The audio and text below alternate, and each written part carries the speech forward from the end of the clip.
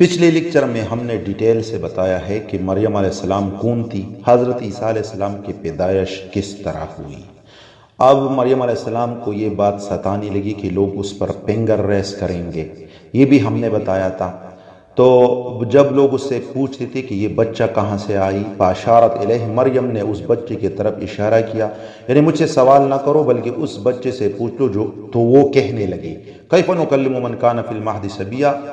بھلا ہم گود کے بچے سے کیسے باتیں کرتے ہیں۔ تو اس پر اللہ تعالیٰ نے یہ آیتیں نازل کی جس میں اس کا قصہ بیان کیا۔ اللہ تعالیٰ نے عیسیٰ علیہ السلام کو قوت گویائی عطا فرمائی اور عیسیٰ علیہ السلام کہنے لگا قال انی عبد اللہ آتانی الکتاب وجعلنی نبیا وجعلنی مبارکا اینما کنت واوصانی بالصلاۃ والزکاۃ ما دمت حیا۔ اس طرح یہ بہت آیتیں ہیں۔ وہ بچہ بول اٹھا بلا شبہ میں اللہ کا بندہ ہوں، اس نے مجھے کتاب دی اور مجھے نبی بنایا ہے، اور اس نے مجھے بابرکت بنایا جہاں بھی میں ہوں، اور جب تک میں زندہ رہوں مجھے نماز اور زکوٰۃ کی پابندی کا حکم دیا ہے، اور اپنی والدہ سے نیکی کرنے والا بنایا ہے، اور اس نے مجھے سرکش اور بدبخت نہیں بنایا، اور سلام ہے مجھ پر جس دن میں پیدا ہوا اور جس دن میں مروں گا اور جس دن میں زندہ کر کے اٹھایا جاؤں گا۔ اب یہاں پہ قابل غور بات یہ ہے، سب سے پہلی بات جو عیسیٰ علیہ السلام کے منہ سے نکلی تھی وہ یہ تھی انی عبداللہ، میں اللہ کا بندہ ہوں،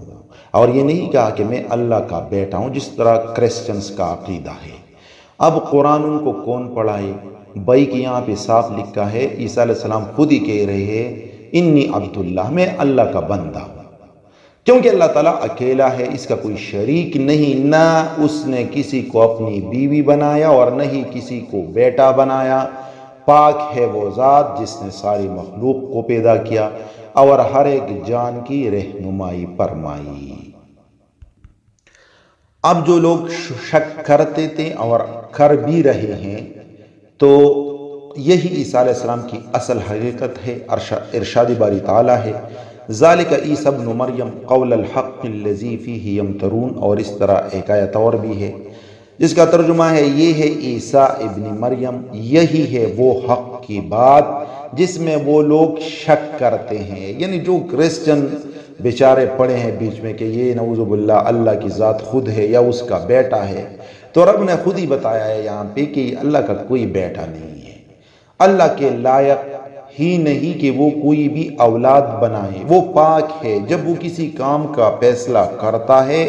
تو اس کے لیے بس یہی کہتا ہے کہ ہو جا تو ہو جاتا ہے۔ پھر اللہ تعالیٰ فرماتے ہیں کہ یہ پہلی بار میں نہیں کر رہا، یعنی عیسیٰ علیہ السلام کو بنا باپ کے پیدا کرنا۔ ان مثل عیسیٰ عند اللہ کمثل آدم خلقہ من تراب ثم قال له کن فیکون، بے شک اللہ کے نزدیک عیسیٰ کی مثال آدم کی سی ہے، اللہ نے اسے مٹی سے پیدا کیا پھر اس سے کہا کہ ہو جا تو ہو گیا، یعنی جس طرح اللہ کی اذن سے آدم کی پیدائش ہوئی ہے اس طرح اللہ کی اذن سے عیسیٰ علیہ السلام کی پیدائش ہوئی ہے، آپ لوگ شک میں نہ پڑو۔ پھر اللہ تعالیٰ نے حضرت عیسیٰ علیہ السلام کو کچھ ان یوجول معجزات سے نوازا، تو اللہ تعالیٰ اس کا بھی یہاں پہ ذکر کر رہے ہیں کہ عیسیٰ علیہ السلام جو کام کرتے تھے یہ ان کی اپنی صفت نہیں تھی، یہ میں نے اسے عطا کیا تھا۔ اگر آپ لوگ اسے خدا سمجھ رہے ہو تو یہ آپ کی بہت بڑی غلطی ہے، اور یہ قرآن کی آیتیں ہیں، اذ قال اللہ یا عیسی ابن مریم اذکر نعمتی علیک وعلی والدتک، اور یہ اس طرح بہت سی آیاتیں ہیں۔ جب اللہ کہے گا اے عیسیٰ ابن مریم تو خود پر اور اپنی ماں پر میری نعمت یاد کر، جب میں نے تجھے روح القدس جبریل کے ساتھ قوت دی، تو ماں کی گود میں اور پختہ عمر میں لوگوں سے کلام کرتا تھا، اور جب میں نے تجھے کتاب و حکمت اور تورات اور انجیل کی تعلیم دی، اور جب تو میرے حکم سے گارے سے پرندے کی سی مورت بناتا تھا پھر تو اس میں پونک مارتا تھا تو وہ میرے حکم سے پرندہ بن جاتا تھا۔ یہاں پہ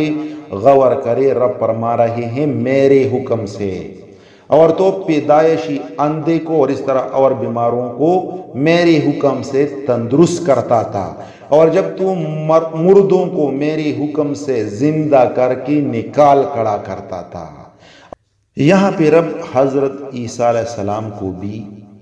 فرما رہے ہیں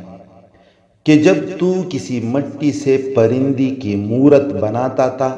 اور اس میں پھونک مارتا تھا اور وہ میرے حکم سے پرندہ بن جاتا تھا، تو یہ تیری صلاحیت نہیں تھی، یہ میرے حکم سے ہوتا تھا۔ پھر فرمایا اللہ رب العزت نے حضرت عیسیٰ علیہ السلام کو، تو اندھوں کو ٹھیک کرتا تھا تو میرے ہی حکم سے ٹھیک کرتا تھا، اور تو مردوں کو میرے حکم سے ہی زندہ کرتا تھا۔ مطلب اگر یہ لوگ آپ کو خدا کا بیٹا نعوذ باللہ سمجھ رہے ہیں تو ایسی کوئی بات نہیں ہے، یہ سب کچھ میری حکم سے ہوتا رہا ہے۔ اس طرح حضرت عیسیٰ علیہ السلام انبیاء بنی اسرائیل میں سے آخری نبی ہیں۔ تمام انبیاء نے اپنے اپنی قوم پر اتمام حجت کے لیے اور اللہ کی طرف سے انعام کے طور پر انہیں خاتم النبیین حضرت محمد صلی اللہ علیہ وسلم کی بشارت سنائی، اور حضرت عیسیٰ علیہ السلام نے بھی ایسا ہی کیا کہ میرے بعد آپ میں ایک نبی آئے گا جس کا نام ہوگا احمد۔ آپ کا نام اور صفات اپنی قوم کو بتائیں تاکہ وہ جب بھی آپ کو دیکھے تو پہچان سکے، وہ فوری ایمان لائے اور آپ کی فرمانبرداری کر سکے۔ اس کا ذکر ایک حدیث میں بھی آتا ہے، رسول اکرم صلی اللہ علیہ وسلم کے صحابہ کرام نے ایک روز عرض کی، یا رسول اللہ ہمیں اپنے بارے میں کچھ بتلائیے۔ آپ صلی اللہ علیہ وسلم نے فرمایا، میں اپنے باپ ابراہیم علیہ السلام کی دعا کا نتیجہ ہوں، یعنی انہوں نے دعا مانگی تھی، میں اس کا نتیجہ ہوں۔ میں عیسیٰ علیہ السلام کی بشارت، یعنی قوم کو اس نے بشارت دی تھی کہ میرے بعد آپ کے بیچ ایک نبی آئے گا جس کا نام احمد ہوگا، تو میں عیسیٰ علیہ السلام کی بشارت ہوں اور اپنی والدہ کا خواب ہوں۔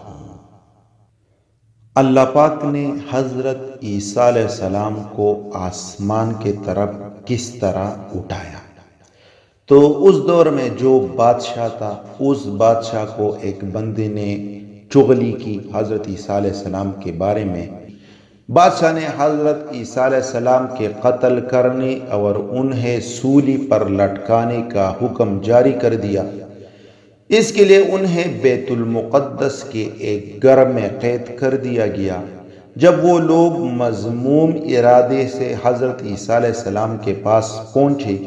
تو اللہ تعالیٰ نے ان کی مشابہت وہاں موجود لوگوں میں سے ایک کے چہرے پر ڈال دی، یعنی اسے حضرت عیسیٰ علیہ السلام کی طرح بنا دیا، اور عیسیٰ علیہ السلام کو ایک روشن دان میں سے آسمان کی طرف اٹھا لیا۔ سپاہی گھر میں داخل ہوئی تو انہوں نے اس نوجوان کو پایا جس پر عیسیٰ علیہ السلام کی مشابہت ڈال دی گئی تھی۔ انہوں نے اس نوجوان کو عیسیٰ سمجھ کر پکڑ لیا، اسے سولی پر چڑھا دیا اور اس کی توہین کرنے کے لیے کانٹوں کا ایک تاج اس کے سر پر رکھ دیا۔ یہودیوں کی اس دعوے کو عام عیسائیوں نے بھی تسلیم کر لیا، حالانکہ ان میں سے کسی ایک نے بھی حضرت عیسیٰ علیہ السلام کو سولی چڑھتے ہوئے نہ دیکھا تھا۔ اس غلط عقیدے کے باعث عیسائی واضح گمراہی میں مبتلا ہو گئے۔ اللہ تعالیٰ نے قرآن مجید میں خبر دی ہے کہ وَإِنَّ مِنْ أَهْلِ الْكِتَابِ إِلَّا لَيُؤْمِنَنَّ بِهِ قَبْلَ مَوْتِهِ، اور کوئی اہل کتاب نہیں ہوگا مگر ان کے موت سے پہلے ان پر ضرور ایمان لے آئے گا، یعنی وہ اہل کتاب بھی حضرت عیسیٰ علیہ السلام پر ایمان لے آئیں گے، یعنی آخری زمانے میں قیامت سے پہلے جب وہ یعنی عیسیٰ علیہ السلام آسمان سے زمین پر نزول فرمائیں گے تو وہ خنزیر کو قتل کریں گے، صلیب کو توڑ دیں گے، جزیے کو ختم کر دیں گے،